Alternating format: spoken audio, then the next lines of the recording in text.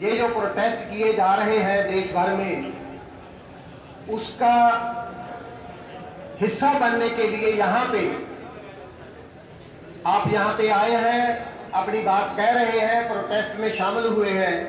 मैं आप सभी को मुबारकबाद देता हूँ और आस करता हूँ कि यहाँ पे आप जो रेलवे की आपके रिगार्डिंग जो सर्विस कंडीशंस हैं, आपकी सेवा शर्तें हैं, चाहे वो 2004 से पेंशन ना देने की बात हो, कुछ अलाउंसेस बंद करने की बात हो, डीए 1.5 साल का फ्रीज करने की बात हो, या अलग अलग कोई और बातें हैं, वो सभी के लिए लड़ना एकमात्र धर्म है किसी भी व्यक्ति का, ऐसी जाति। मैं समझता हूं कि जो इस वक्त हमारे केंद्र सरकार की, जो मोदी जी की सरकार है, उस सरकार ने सारे देश के खिलाफ एक बहुत बड़ा हल्ला किया है। मैं नहीं कहता कि पाकिस्तान हमारा दोस्त है, मैं नहीं कहता कि चीन हमारा दोस्त है, वो हल्ला करे तो हम इकट्ठे होकर लड़े उनके खिलाफ, लेकिन इस बार हल्ला ये जो है, ये पाकिस्तान का हल्ला भी नहीं, चीन का हल्ला भी नहीं, सरकार का हल्ला है देश के खिलाफ। कैसे है हल्ला? वो हल्ला कैसे है? वो हल्ला है कि देश हम किसको बोलते हैं? देश लोगों को बोलते हैं कि जमीन को बोलते हैं? देश वहां पर रहने वाले लोगों को बोलते हैं या सिर्फ जमीन को बोलते हैं? किसको बोलते हैं भाई? लोगों को बोलते हैं। लोगों से बनता है, बिल्कुल सही बात। हमारे पंजाब का एक कवि हुआ है संत राम उदासी, उसकी पंजाबी में गीत हुआ करता है, मैं वो पंजाबी में मेरे को बोलने पड़ेगी 2 लाने। देश है प्यारा सानू जिंदगी प्यारी नालों, देश है प्यारा सानू जिंदगी प्यारी नालों, उस तो प्यारे दे लोक कहानियां असी तोड़ देनी लहू पीनी जो कहानियां, ये संत राम उदासी है। तो हम देश को प्यार करते हैं, इसका प्रूफ है कि हम देश के लोगों को प्यार करते हैं। देश के खिलाफ हल्ले का मतलब है देश के लोगों के खिलाफ हल्ला। देश के लोगों में कौन कौन से हैं? जो सनदी मजदूर हैं, फैक्ट्रियों में काम करने वाले, जिनके कानून आप पर भी लागू होते हैं, चाहे वो ट्रेड यूनियन एक्ट 1926 हो, मिनिमम वेजेज एक्ट हो, बोनस वगैरह की बातें हो, ईएसआई की बात हो, प्रोविडेंट फंड की बात हो, ये सभी बातें, ये सभी कानून हिंदुस्तान के लोगों ने अंग्रेज साम्राज्यों के खिलाफ लड़ाई लड़ने के बाद ऐसे कानून बनवाए। लेकिन इस बार ये जो सरकार है, इसने उन कानूनों को इस ढंग से बदल दिया कि मजदूरों से उनका हड़ताल करने का हक छीन लिया। जैसे पहले आप 14 दिन का नोटिस देकर हड़ताल कर सकते थे, अब कितने दिन का नोटिस देना पड़ता है? 60 दिन का। कितने दिन का? 60 दिन का। आगे किसी भी फैक्ट्री में अगर 100 मजदूर है तो उसको प्रोसीजर फॉलो करना पड़ता था, मोदी जी ने उसको चेंज करके 300 कर दिया। 100 से 300 के बीच में मजदूरों वाली फैक्ट्रियों को किसी प्रोसीजर की जरूरत नहीं। 90% फैक्ट्रियों में के मजदूरों के लिए वो कानून खत्म हो गया जो पहले लड़के लिया था। ऐसे उन मजदूरों के साथ उनके ऊपर हल्ला किया इसी पार्लियामेंट सेशन। जो पहले कानून थे उनको बदल के खत्म करके पहले एक कोड पिछली टर्म में बनाया और 3 कोड जो लेबर कोड है इस टर्म में बना दिया। दूसरा हल्ला, ये एक हल्ला है। दूसरा हल्ला क्या है कि जितने भी केंद्रीय कर्मचारी हैं उन सभी का 1.5 साल का डीए फ्रीज कर दिया।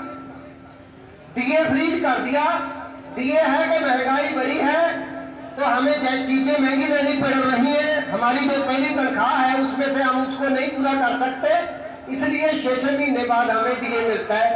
जैसे वो भी हम नहीं तय करते, उनका मैकेनिज्म है, उसके ओर से तय होता है। वो देने से इस बार फ्रीज कहा है, अगली बार बंद करने की भी सोच सकते हैं अगर हम नहीं लड़े तो। अगर हम नहीं लड़े तो बंद कर सकते। उनको देख के जो स्टेट्स की सरकारें, राज्य सरकारें हैं, उन्होंने कईयों ने उनका भी बंद कर दिया।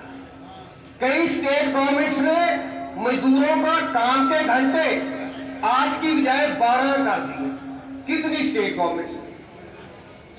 इसलिए दूसरा हल्ला ये मुलाजमों पे, तीसरा हल्ला किस पे? तीसरा हल्ला किसान पे। आप पढ़े लिखे हैं, हम देखते हैं कि हमारे देश की जो आमदन है, जिसको जीडीपी का नाम दिया जाता है, हमारे देश की खेती से, इंडस्ट्री से, अलग अलग महकमों से, सर्विस सेक्टर से, अलग अलग जगह से जितनी टोटल आमदन एक साल में होती है उसको जीडीपी बोलते हैं, ग्रॉस डोमेस्टिक प्रोडक्ट, जीडीपी। वो जीडीपी अप्रैल से लेकर जून तक उसमें कुल मिला के अगर जो गैर जथेबंद सेक्टर है उसको छोड़ दे, जथेबंद सेक्टर में अकेले में 23.9% पिछले साल के मुकाबले से कम हुई है, हमारी आमदन घटी है। खेती में 3.4% बढ़ी है पहले से। वो खेती को तबाह करने के लिए 3 कानून लेके आ गए। उस कानून से सिर्फ किसान तबाह नहीं होगा, किसान तो तबाह होगा ही, सिर्फ किसान तबाह नहीं होगा, आप सभी लोग उससे प्रभावित होंगे बुरी तरह से। आप जानते हैं कि उनमें एक कानून है जिसको हम जरूरी वस्तुओं का कानून 1955 बोलते हैं। 1955 का जो जरूरी वस्तुओं का कानून है उसको हम बोलते हैं। जरूरी वस्तुओं, कोई भी आदमी एक हर वस्तु का बना हुआ है भी इससे ज्यादा उसको जमा नहीं कर सकता, उसको स्टोर करके नहीं रख सकता।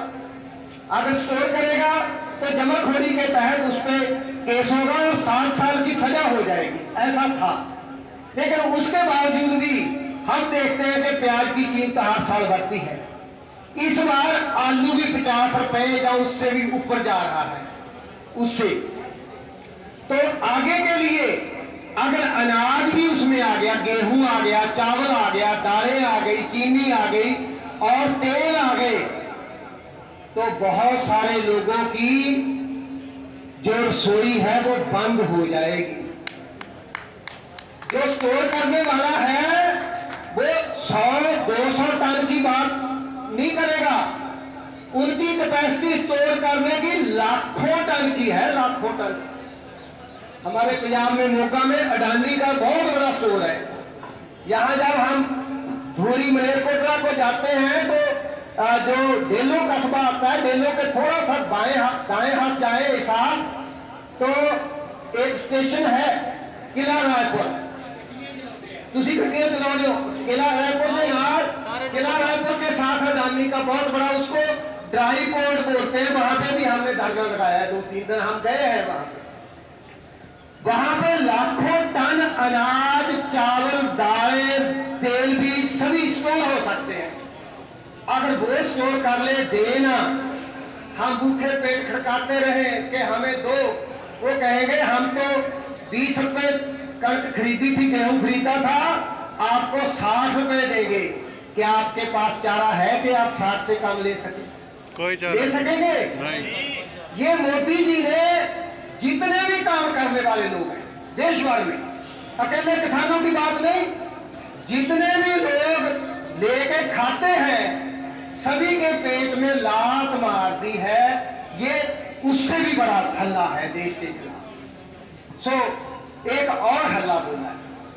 और हल्ला क्या है? जो जितनी छोटी बड़ी इंडस्ट्री है वो इंडस्ट्री बिल्कुल विनाश के किनारे पहुंचा दी गई है, जिसमें हमारे बच्चे कोई 10,000 में, कोई 5,000 में, कोई 15,000 में, कोई 20,000 में काम करते थे। उनके हाथों से काम छीन लिया गया है।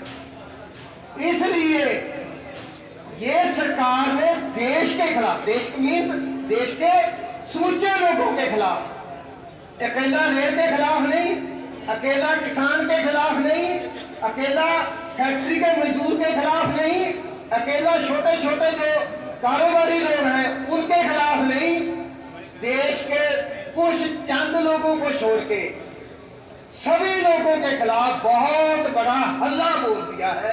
ये हम इस बार का ये इतिहास है। मेरी बेनती है कि 26 तारीख को, इस 26 नवंबर को देश के जितने भी इंडस्ट्रियल वर्कर्स हैं वो एक दिन की हड़ताल कर रहे हैं। आपकी यूनियन की जो भी काल हो, अगर हड़ताल की है ठीक, अगर नहीं भी है तो भी मेरी रिक्वेस्ट है आप सबसे कि हड़ताल नहीं तो कम से कम उन हड़ताली वर्करों के साथ कंधे से कंधा मिला के खड़े होना, ताकि हम उनको बता सकें कि हम सरकार मुर्दाबाद। साथियों, जो ऑल इंडिया की किसान जथेबंदियां, जैसे आप, मेरे को खुशी है कि आप रेल की कई सारी जथेबंदियां इकट्ठी हुई हैं। ये हमारी जीत के निशान हैं, ये हमारे लिए अच्छे शगुन हैं कि हम अलग अलग जथेबंदियां होने के बावजूद भी इकट्ठे एक प्लेटफॉर्म पे इस हमले के खिलाफ लड़ रहे। किसानों की पंजाब में 31 यूनियनें इकट्ठी हुई, किसानों की, वो इकट्ठा लड़ रही है। उन्होंने ऑल इंडिया पे इकट्ठी की 243 जथेबंदियां, सॉरी 346 जथेबंदियां ऑल इंडिया पे इकट्ठी होकर उन्होंने एक ऐलान कर दिया। एक ऐलान तो किया कि 5 नवंबर को देश भर में किसी भी स्टेट में जो भी नेशनल हाईवे है वो 12 बजे से लेकर 4 बजे तक हम बंद करेंगे और मोदी को बताएंगे, कि सारा देश एक है। 26 और 27 नवंबर को सभी देश की सभी किसान जथेबंदियां, उनके साथ गांव में काम करने वाले मजदूरों की जथेबंदियां भी हैं, वो 26 और 27 नवंबर को दिल्ली चलो, वहां पे कानून बनते हैं लोगों के खिलाफ, आपके खिलाफ भी, किसानों के खिलाफ भी, मजदूरों के खिलाफ भी, मुलाजमों के खिलाफ भी, और ये जो छोटी इंडस्ट्री है इनके खिलाफ भी कानून